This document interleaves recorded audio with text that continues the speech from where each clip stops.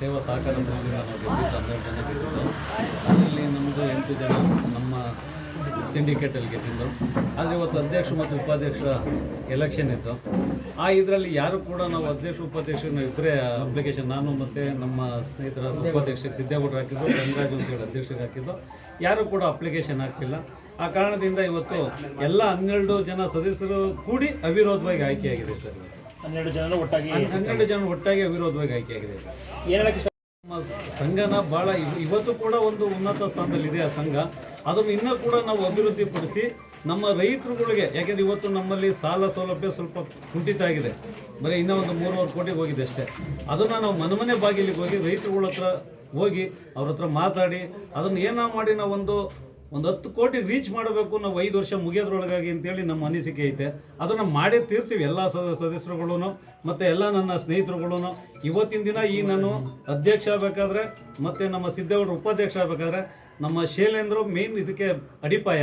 ಅದೇ ರೀತಿ ನನ್ನ ಎಲ್ಲ ಸ್ನೇಹಿತರುಗಳು ಮತ್ತು ನನಗೆ ಮತ ಹಾಕಿದಂಥ ಎಲ್ಲ ಮತದಾರರು, ನನ್ನ 8 ಜನ ಸದಸ್ಯರು ಇರ್ಬೋದು, ಇನ್ನು ಉಳಿದಂಥ 4 ಜನ 12 ಜನ ಸದಸ್ಯರು ಒಟ್ಟುಗೂಡಿ ಇವತ್ತು ನನಗೆ ಅವಿರೋಧವಾಗಿ ನನ್ನ ಮತ್ತು ಸಿದ್ದೇಗೌಡರನ್ನ ಆಯ್ಕೆ ಮಾಡೋರೆ. ನಾವೆಲ್ಲ ಸಹಕಾರದಿಂದ ಈ ಒಂದು ಸಂಘನ ಇನ್ನೂ ಉನ್ನತ ಸ್ಥಾನಕ್ಕೆ ನಾವು ತಗೊಂಡೋಗ್ತೀವಿ. ನಮ್ಮ MLA ಸಾಹೇಬರ ಸಹಕಾರ ಕೂಡ ನಾವು ತೊಗೊಂಡು, ಶ್ರೀನಿವಾಸ ಮತ್ತು ನಮ್ಮ ಕಾಂಗ್ರೆಸ್ ಸರ್ಕಾರದ MLA ಸಾಹೇಬರ ಸಹಕಾರ ತೊಗೊಂಡು ನಾವು ಕೂಡ ಇನ್ನೂ ಉನ್ನತ ಸ್ಥಾನಕ್ಕೆ ಹೋಗ್ತೀವಿ ಅಂತ ಹೇಳ್ತೀವಿ ಸರ್. ಕೂಡ ಆಸೆ, ಯಾಕೆಂದರೆ ಹಿಂದೆ ನಾವು ಸದಸ್ಯರಾಗಿದ್ದಾಗ 10 ವರ್ಷಗಳ ಕಾಲ ನಾವು ಬಿಲ್ಡಿಂಗ್ಗಳನ್ನ ಕಟ್ಟಿ ಸ್ವಲ್ಪ ಬಾಡಿಗೆಗಳು ಬರೋಂಗೆ ಇಂಡಿ ಬೂಸ ಮಾರಿ ಮತ್ತು ರೇಷನ್ ಮಾರಿ ಈ ಥರ ಅಭಿವೃದ್ಧಿ ಕೆಲಸಗಳು ಮಾಡಿದ್ದೀವಿ. ನಾನು ಅಧ್ಯಕ್ಷ ಆದಂಥ ಕಾಲದಲ್ಲಿ ಸ್ವಲ್ಪ ಸಾಲ ಸೌಲಭ್ಯಗಳನ್ನ ಜಾಸ್ತಿ ಮಾಡಿ ನಮ್ಮ ಸಂಘನ ಇನ್ನೂ ಯಾಕೆಂದರೆ ಇವತ್ತಿನ ದಿನ ಸ್ವಲ್ಪ ನಮ್ಮ ಸಂಘದಲ್ಲಿ ಸ್ವಲ್ಪ ಸಾಲ ಲಾಭ ಕಮ್ಮಿ ಇದೆ, ನಮ್ಮಲ್ಲಿ ಲಾಭ ಕಮ್ಮಿ ಇದೆ.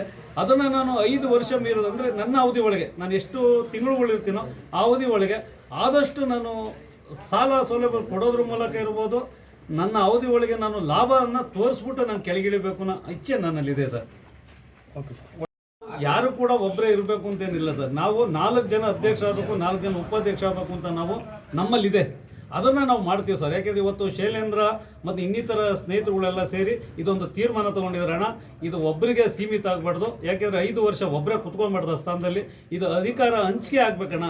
ಆ ಕಾರಣದಿಂದ ನಾವು 4 ಜನ ಅಧ್ಯಕ್ಷ ಆಗಬೇಕು, 4 ಜನ ಉಪಾಧ್ಯಕ್ಷ ಆಗಬೇಕು ಅಂತೇಳಿ ನಾವು ಮೊದಲೇ ತೀರ್ಮಾನ ಮಾಡ್ಕೊಂಡಿದ್ದೀವಿ. ಅದರಂತೆ ನಾವು ಹಂಚಿಕೆ ಮಾಡ್ಕೊಂಡು ಹೋಗ್ತೀವಿ ಸರ್. ಇದು ಯಾರ್ದು ಸ್ವತ್ತಲ್ಲ ಇದು, ಹಂಗಾಗಿ ನಾವೆಲ್ಲರೂ ಕೂಡ ಹೊಂದಾಣಿಕೆಯಿಂದ ಹೋಗ್ತೀವಿ ಸರ್. ಓಕೆ. ಒಂದು ಕೆಂಪಾಪುರ ವ್ಯವಸಾಯ ಸೇವಾ ಸಹಕಾರ ಸಂಘಕ್ಕೆ ಅಧ್ಯಕ್ಷರು ಉಪಾಧ್ಯಕ್ಷರ ಚುನಾವಣೆ ನಡೆಸಿ 12 ಜನ ಒಟ್ಟಾಗಿ ಅವಿರೋಧವಾಗಿ ಆಯ್ಕೆ ಮಾಡಿರೋಂಥದ್ದು ತುಂಬ ಸಂತಸದ ವಿಷಯ. ಈ ನಮ್ಮ ಲಕ್ಷ್ಮಣ ಗಂಗರಾಜಣ್ಣವ್ರು ಏನಿದ್ದಾರೆ ಅವ್ರನ್ನ ಅಧ್ಯಕ್ಷರಾಗಿ, ಹಾಗೂ ನಮ್ಮ ಅಗ್ರಹಾರದ ಸಿದ್ದಪ್ಪಣ್ಣವ್ರನ್ನ ಉಪಾಧ್ಯಕ್ಷರಾಗಿ ಆಯ್ಕೆ ಮಾಡಿದ್ದಾರೆ. ಮುಂದಿನ ದಿನಗಳಲ್ಲಿ ಇವರು ಬಯಕೆಯಂತೆ ನಮ್ಮ ಈ ಸೊಸೈಟಿ ವ್ಯಾಪ್ತಿಯಲ್ಲಿರ್ತಕ್ಕಂಥ ರೈತರಿಗೆ ತುಂಬ ಒಳ್ಳೆಯ ಅನುಕೂಲವಾದ ಕೆಲಸ ಮಾಡಿಕೊಟ್ಟು ಸಂಘನ ಅಭಿವೃದ್ಧಿ ಹತ್ರ ಕೊಂಡೊಯ್ತಾರೆ ಅನ್ನೋ ಭರವಸೆ ಮೇಲೆ ಏನು ಜನಗಳು ನಮ್ಮ ಆಯ್ಕೆ ಮಾಡಿದರು ಅದನ್ನು ಈಡೇರಿಸ್ತಾರೆ ಅನ್ನೋ ಭರವಸೆ ನಮಗಿದೆ. ಯಾರ್ಯಾರು ಧನ್ಯವಾದ ಹೇಳಕ್ಕೆ ಇಷ್ಟಪಡ್ತೀವಿ ಸರ್? ಏನು ಸಹಕಾರ ಬಂಧುಗಳು ರೈತರುಗಳೇನಿದ್ದಾರೆ ಮೇಯ್ನ್ ಅವ್ರಿಗೆ ಕೃತಜ್ಞತೆ ಅಥವಾ ಧನ್ಯವಾದ ಹೇಳೋಕ್ಕೆ ಇಷ್ಟಪಡ್ತೀನಿ. ಅದ್ರ ಜೊತೆಗೆ ಅವಿರೋಧವಾಗಿ ಆಯ್ಕೆಯಾಗಕ್ಕೆ ಸಹಕಾರ ಕೊಟ್ಟಂಥ 12 ಜನ ನಿರ್ದೇಶಕರಿಗೂ ನನ್ನ ಅಭಿನಂದನೆ ಸರ್. ಕೆಂಪಾಪುರ ಅಗ್ರಹಾರ VSS ಅಂದ್ರೆ ಉಳಿಸ್ಕೊಂಡು ಹೋಗ್ಬೇಕು ಅನ್ನೋ ಅದೇ ಅವ್ರು ಅವಾಗಲೇ ಹೇಳ್ದಂಗೆ ಆಲ್ರೆಡಿ ಸಂಘ ಒಂದು ಡೆವಲಪ್ಮೆಂಟ್ ಇದೆ, ಮತ್ತು ಇನ್ನೂ ಫರ್ದರ್ ಆಗಿ, ಯಾಕಂದರೆ ಈಗ ಭಾಳಷ್ಟು ಜನ ವಿದ್ಯಾವಂತರು ಇದ್ದಾರೆ ಇಲ್ಲಿ. ನಮ್ಮ ತೋಟರಾಮಯ್ಯ ಅವರು ಎಲ್ಲ ತುಂಬ ವಿದ್ಯಾವಂತರು ಆಯ್ಕೆಯಾಗಿದ್ದಾರೆ. ಅವ್ರು ಮುಂದಿನ ದಿನಗಳಲ್ಲಿ ಐ ಥಿಂಕ್ ಇನ್ನೂ ಭಾಳ ಎತ್ತರಕ್ಕೆ ಕೊಂಡೊಯ್ತಾರೆ ಅನ್ನೋ ಭರವಸೆ ನಮಗೆ. Thank you.